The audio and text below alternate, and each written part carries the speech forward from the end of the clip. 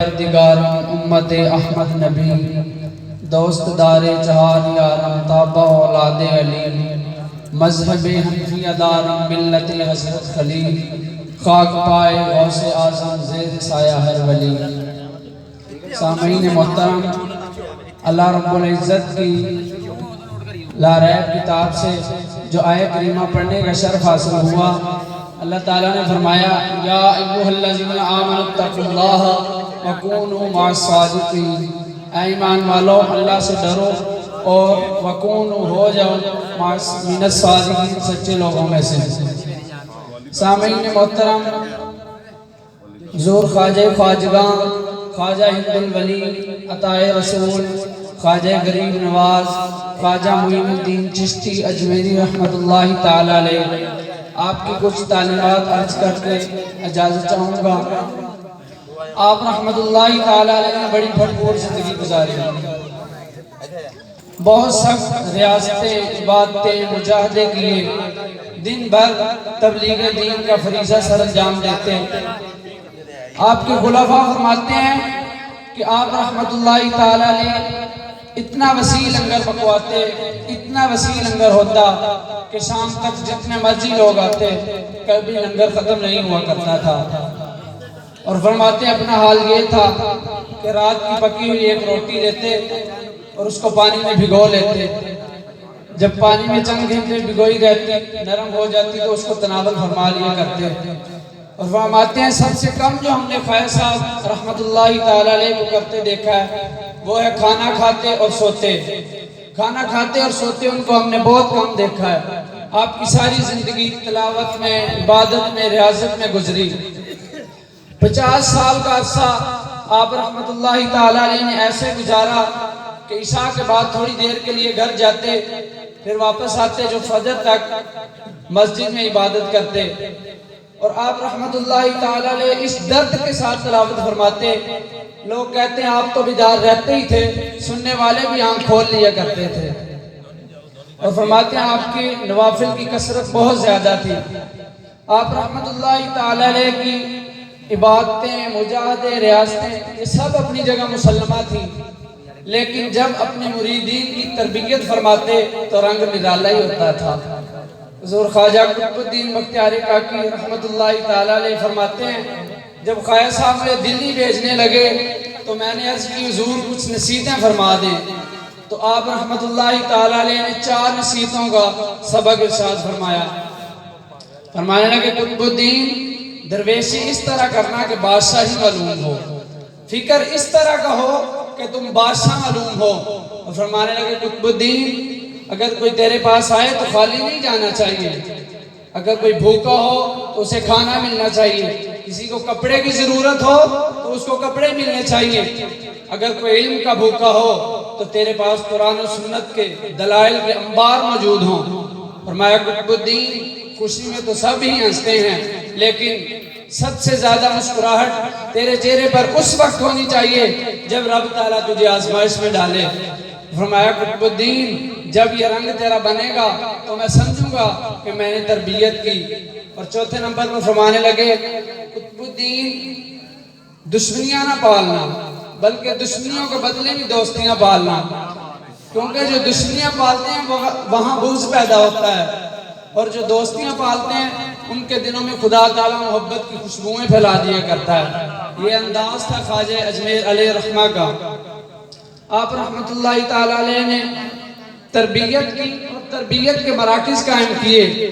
آپ کے فیضان سے ہی دلی میں خواجہ قطب الدین بختیار کاکی رحمت اللہ تعالی علیہ کا مرکز قائم ہوا۔ پھر آپ کے فیضان سے ہی پاک وطن شریف میں حضور بابا فرید الدین مسعود گنج شکر رحمت اللہ تعالی علیہ کا مرکز قائم ہوا۔ پھر آپ کے فیضان سے ہی خواجہ امید الدین ناگوری رحمت اللہ تعالی علیہ کا مرکز قائم ہوا۔ پھر آپ کے فیضان سے ہی خواجہ نصیر الدین دہلوی علیہ رحمہ کا مرکز قائم ہوا۔ پھر آپ کے فیضان سے ہی بہاز شریف کا مرکز قائم ہوا۔ پھر آپ کے فیضان سے ہی خواجہ سلیمان توسوی علیہ رحمہ کا مرکز قائم ہوا۔ پھر اسی فیضان کی روشنی میں خواجہ شمس العارفین جیسے لوگ تیار ہوئے۔ پھر اسی فیضان کی روشنی میں حضور مہر علی شاہ جیسے لوگ تیار ہوئے۔ پھر اسی فیضان کی روشنی میں حضور خواجہ فخر الدین جیسے لوگ تیار ہوئے. پھر اسی فیضان کی روشنی میں حضور بابا جی صوفی عمرالدین چشتی نظامی رحمۃ اللہ تعالی علیہ جیسے لوگ تیار ہوئے، کیونکہ آپ ترتیب دینے والے تھے اور مرتب کرنے والے تھے. جب خواجہ اجمیر علیہ الرحمٰن نئے آئے نا اجمیر شریف میں، تو آپ نے خیمہ لگایا ہوا تھا. آپ رحمت اللہ تعالیٰ علیہ عصر سے لے کر مغرب تک اس خیمے میں روتے. ایک نوجوان اجمیر شریف سے باہر گیا ہوا تھا پڑھنے کے لیے. جب واپس آیا قریب سے گزرا تو اسے رونے کی آواز آئی. گھر گیا، ماں سے پوچھا، ماں یہ مسلمانوں کا بابا کیوں روتا ہے؟ ماں نے کہا جاؤ پوچھ لو کیوں روتا ہے. دوسرے دن آیا تو کہنے لگے اے بابا تو کیوں روتا ہے؟ فرمانے لگے جاننا چاہتے ہو کیوں روتا ہوں؟ کہنے لگا ہاں. آپ نے فرمایا میں نے ایک مدت اپنے مرشد کی خدمت میں گزاری ہے، مجھے اپنے مرشد کی یاد رلاتی ہے، مجھے اپنے مرشد کی یاد رلاتی ہے. وہ کہنے لگا میں نے تو سنا تھا کہ درد میں انسان روتا ہے، تکلیف انسان کو رلاتی ہے، یہ محبت میں بھی انسان کو رونا آتا ہے. فرمانے لگے ہاں انسان محبت میں بھی انسان کو رونا آتا ہے. کہنے لگا پھر میں بھی رونا چاہتا ہوں. آپ رحمت اللہ تعالیٰ علیہ نے فرمایا دو شرطیں ہیں، مسلمان ہو جا اور میرا مرید ہو جا. کہنے لگا اجازت طلب کروں گا. ماں سے گیا، پوچھا ماں کے پاس سے. ماں نے کہا تو ضدی ہے، جو ارادہ کرتا ہے پورا کرتا ہے. دوسرے دن آیا تو کہنے لگا میں مرید ہونا چاہتا ہوں، تم سے مسلمان کر لیجئے. آپ رحمت اللہ تعالیٰ علیہ نے مرید کیا اور فرمانے لگے اب سارا وقت تیرا میرے ساتھ گزرے گا. صبح کے وقت آپ کے ساتھ، دوپہر کے وقت آپ کے ساتھ. گویا کہ آپ رحمت اللہ تعالیٰ علیہ کی قرب کی اسے کچھ ایسی عادت ہوگی کہ آپ کا دیوانہ ہو گیا، آپ کا عاشق ہو گیا. کچھ ماہ گزرے تو آپ رحمت اللہ تعالیٰ علیہ فرمانے لگے اب تیرے لیے 3 دن کی چھٹیاں ہیں، 3 دن کے لیے چلا جا، 3 دن کے لیے تو مجھ سے ملاقات نہیں کر سکتا. تو یہ وہ نوجوان تھا جو 3 روٹیاں کھایا کرتا تھا. آج گھر گیا تو ایک لقمہ بھی نہیں کھا پایا. رات ہوئی تو رات کو نیند نہیں آئی، چھت پر چلا گیا، نیند نہیں آئی. ماں نے کہا کیا ہوا؟ کہنے لگا ماں مجھے عشق ہو گیا ہے. تھوڑی دیر گزری، سحری کا وقت ہوا تو اس کی آنکھوں سے اشکوں کی برسات جاری ہے. ماں نے کہا بیٹا کیا ہوا؟ کہنے لگا ماں مجھے عشق ہو گیا ہے، جاؤ اس بابا جی کو کہو کہ مجھے واپس بلا لو. ماں خواجہ صاحب کی خدمت میں حاضر ہوئی.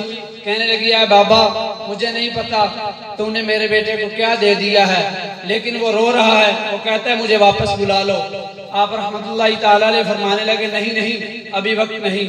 گویا کہ آپ رحمت اللہ تعالیٰ علیہ نے فرمایا ہوگا ابھی تو ابتدائے عشق ہے، روتا ہے کیا، آگے آگے دیکھ ہوتا ہے کیا. تیری تمنا تھی، تیری خواہش تھی کہ عشق کہ محبت میں رونے کی عادت ہو جائے، ابھی وقت نہیں ہے. ماں واپس آئی، کہنے لگی بیٹا وہ اجازت نہیں دے رہے.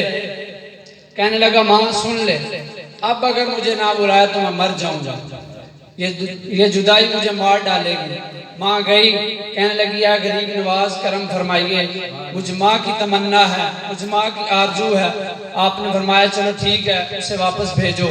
فوراً بھاگتا ہوا آپ کی خدمت میں حاضر ہوا.